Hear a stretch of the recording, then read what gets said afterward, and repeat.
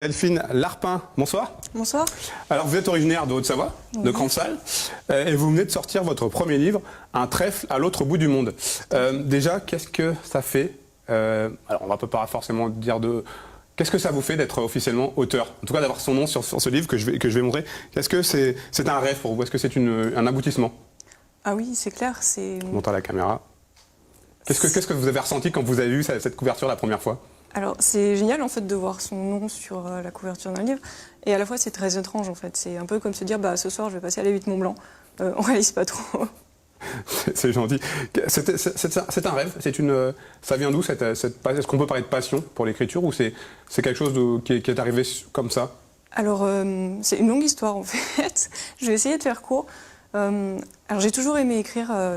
Quand j'étais petite, à l'école, je débordais déjà à l'arrière de mes contrôles parce que j'avais pas assez de place pour écrire. Pour les rédactions? Voilà, ma première dissertation de philo faisait 8 copies doubles. Ah oui. Enfin, j'aimais écrire, mais vraiment cette idée d'écrire un livre, elle m'est venue au cours de mon voyage, à un moment où j'en avais un peu marre de visiter. J'avais déjà fait mon volontariat, j'avais été dans des monastères, je savais plus vraiment quoi faire et j'ai rencontré en fait un Libanais j'ai partagé une soirée avec lui et il m'a dit en fait qu'il aimait beaucoup mon histoire et qu'il aurait aimé faire un reportage dessus parce qu'il faisait des petits films et je me suis dit, enfin voilà, il se moque de moi quoi. Et la nuit même en fait je me suis réveillée en me disant mais je vais écrire un livre.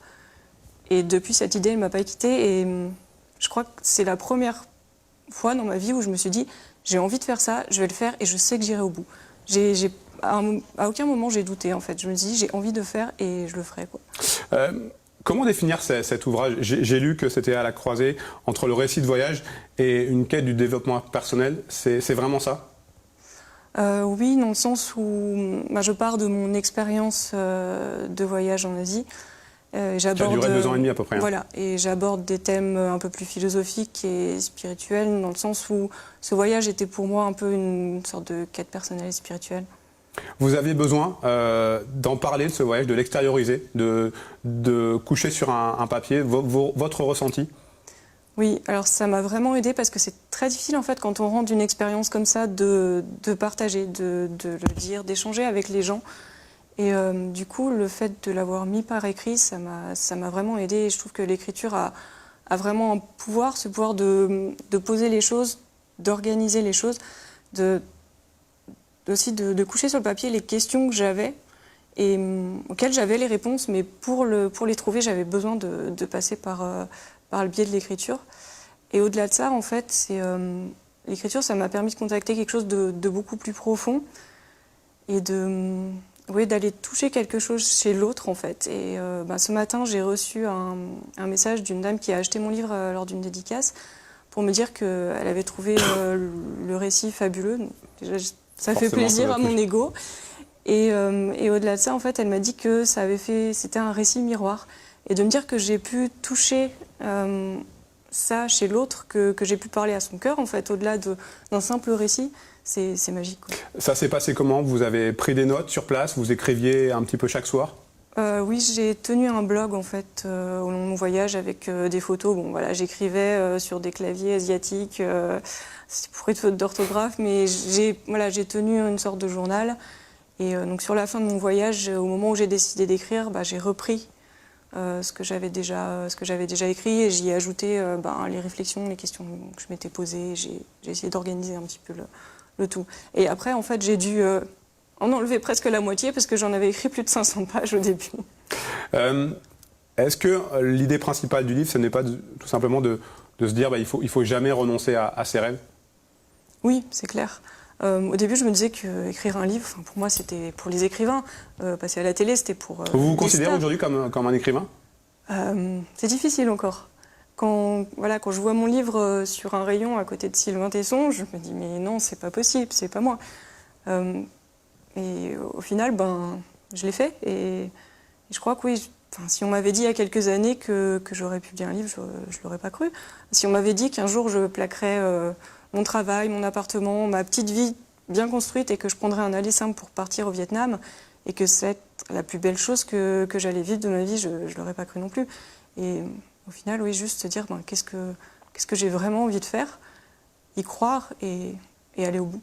J'imagine que vous avez beaucoup appris de ce voyage et de l'écriture de ce livre.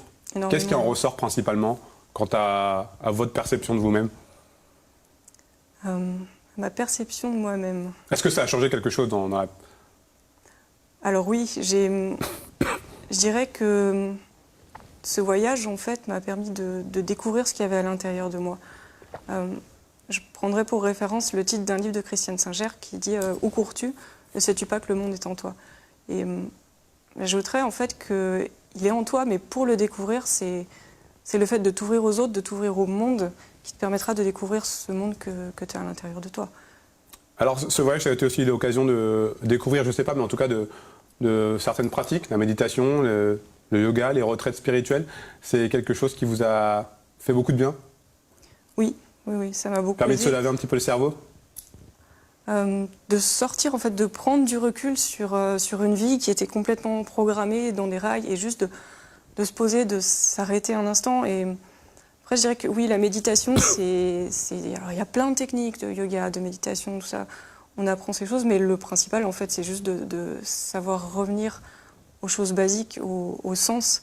Et c'est quelque chose que les peuples d'Asie m'ont appris tout autant que les retraites de méditation. Et les enfants avec qui j'étais dans le centre où j'ai fait le volontariat, je crois que c'est vraiment d'eux que j'ai le plus appris. Et puis, on va finir avec ça. J'imagine que vous avez aussi beaucoup appris sur le monde de l'édition. Un monde assez impitoyable, pas vraiment en corrélation avec ce que vous recherchiez lors de ce voyage. Oui, alors c'est vrai que c'est compliqué. J'ai envoyé mon manuscrit à plus de 50 éditeurs. Bon, j'ai eu la chance d'avoir 6 réponses quand même, dont certains qui me demandaient de payer pour être édités, d'autres où il fallait des souscriptions. Enfin voilà, c'est tout un monde. Et une fois que le livre est sorti, c'est là où l'aventure commence. Parce qu'il est sorti, mais il n'est pas dans les rayons, il est en commande. Donc c'est à nous de porter notre ouvrage. Mais c'est un monde qui est très difficile, mais qui est magnifique. On rappelle donc un trèfle à l'autre bout du monde. Un trèfle, c'est une référence particulière. L'autre bout du monde, on a compris. C'est la destination. Le trèfle, en fait, c'est un garçon que j'ai rencontré à la fin de mon voyage qui avait un tatouage d'un trèfle à 3 feuilles et demie. Et je lui ai posé la question, pourquoi 3 feuilles et demie? Et il m'a dit qu'en fait, pour lui, dans sa vie, il avait toujours l'impression qu'on passait à côté du bonheur, qu'on était toujours en quête de ce petit bout qui manquait. Et je me dis, mais c'est ce dont j'avais l'impression, en fait, quand je suis partie. C'est cette quête du petit bout de trèfle qui manque. Qu'est-ce qui manque à ma vie pour être heureuse? J'ai tout et au final, il me manque toujours quelque chose. Et donc, c'est cette quête-là qui m'a poussée à aller à l'autre bout du monde pour me rendre compte que je possédais déjà cette petite partie. Merci beaucoup, Delphine Larpin. Merci. Félicitations, parce que c'est une sacrée performance de réussir à sortir un livre. Merci de m'avoir reçu. Merci à vous. Allez, on termine cette première édition avec cette première partie avec du sport comme chaque lundi. Et nous allons parler boxe.